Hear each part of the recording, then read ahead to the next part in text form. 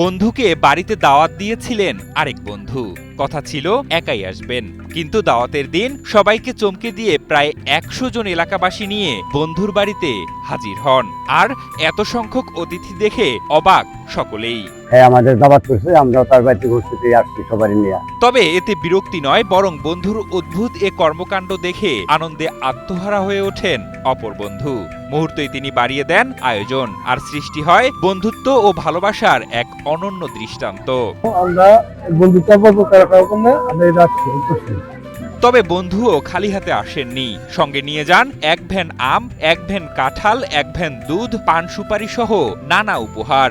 গ্রামীণ চিরাচরিত ঐতিহ্যই যেন ফুটে ওঠে তাদের কর্মকাণ্ডে। এমন ঘটনায় পুরো এলাকায় চাঞ্চল্যের সৃষ্টি হয়েছে।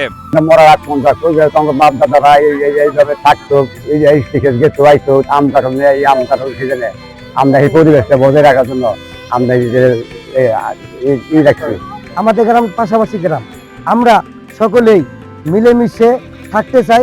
সেটাকে ধারাবাহিকতা রাখার জন্য আজকে মিরপুর থেকে আমাদের গ্রামে সবাই দাওয়াত খাইতে আসছে, আম কাঁঠাল দাওয়াত। আমরা চাই আমরা সকলে মিলেমিশে যেন এইভাবেই থাকতে পারি। মোজো বিরাট কারবার, জিতে নাও ফ্যামিলি কার, স্পোর্টস বাইক ছাড়াও লক্ষ লক্ষ নিশ্চিত গিফট। টাঙ্গাইলের গোপালপুর উপজেলার ধোপাকান্দি ইউনিয়নের পাশাপাশি দুই গ্রামের বাসিন্দা মনসুর আলী ও আনিসুর রহমান, যাদের বয়স ৫০ পেরুলেও তাদের বন্ধুত্ব যেন এখনো ছোটবেলার মতোই। প্রতিদিন একসাথে চলেন, একসাথে খাবার খান, আর দিন শেষে জীবনের সুখ দুঃখের গল্প বলেন।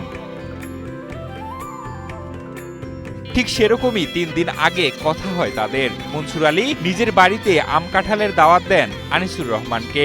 দিন ধার্য করা হয় ২৮ জুন দুপুরে। কথা ছিল মনসুর আলী একাই যাবেন, কিন্তু দাওয়াতের দিন এলাকার ব্যবসায়ী, বন্ধু, সহপাঠী, ভাই ভাতিজা সহ প্রায় ১০০ জনকে সঙ্গে নিয়ে রওনা হন আনিসুর রহমানের বাড়ির উদ্দেশ্যে। আমরা এক বয়সের সময় বয়সে ভাই, আমরা বন্ধু বান্ধব, সেই হিসাবে আমরা তার বাড়ির আত্মীয় স্বজন নিয়ে আসছি। স্থানীয়রা জানান, এমন আয়োজন সমাজের সম্প্রীতি, ভালোবাসা ও পারস্পরিক সম্পর্ক আরো দৃঢ় করতে গুরুত্বপূর্ণ ভূমিকা রাখবে। আজকের আয়োজনটা আসলে পুরাতন ঐতিহ্য ধরে রাখার জন্য, পুরাতন আত্মীয় নতুন করার জন্য এখানে আনুষ্ঠানিকভাবে আম কাঁঠাল দুধের দাওয়াত করা হয়েছে।